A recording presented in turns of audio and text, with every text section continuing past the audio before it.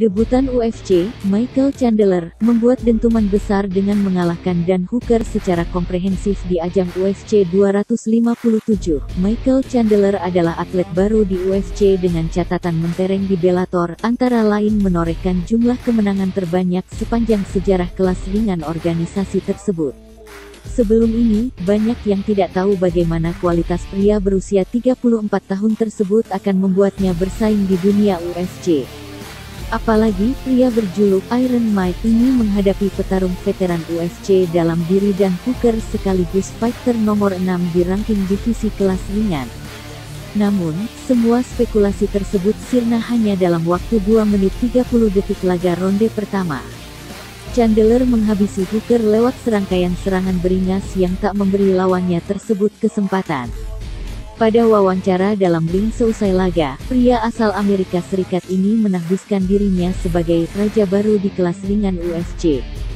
Kejutan, ada raja baru di divisi kelas ringan UFC, tuturnya dengan semangat membara dan badan dibalut bendera AS. Dustin Poirier, waktu kamu sudah datang. Khabib, jika kamu bersedia kembali lagi ke oktagon UFC untuk menorehkan kemenangan ke-30, kamu harus mengalahkan seseorang, jadi kalahkan saya kalau kamu bisa, ujarnya penuh semangat. Chandler terlihat lebih tenang di sesi konferensi pers seusai pertarungan. Di hadapan media yang berkumpul, ia menceritakan penantian panjangnya agar dapat sampai ke titik ini.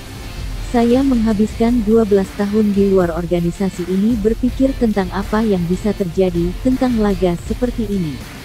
Berduel melawan petarung-petarung terbaik di dunia, ujarnya seperti dikutip dari rilis resmi yang Kompas.com terima dari UFC. Sekarang saya di sini dan akan berada di ranking 5 besar sekarang, mungkin di posisi 3 atau 4. Saya tak tahu persis bagaimana sistem peringkatnya. Namun, tidak masalah. Semua bisa mendapatkan kesempatan untuk gelar apabila berada di 5 atau 10 besar. Michael Chandler pun kemudian realistis dengan pilihannya di depan mata karena ia sadar baru sekali mencatatkan kemenangan di organisasi tersebut. Saya tidak merasa sudah layak untuk mengatur keputusan-keputusan.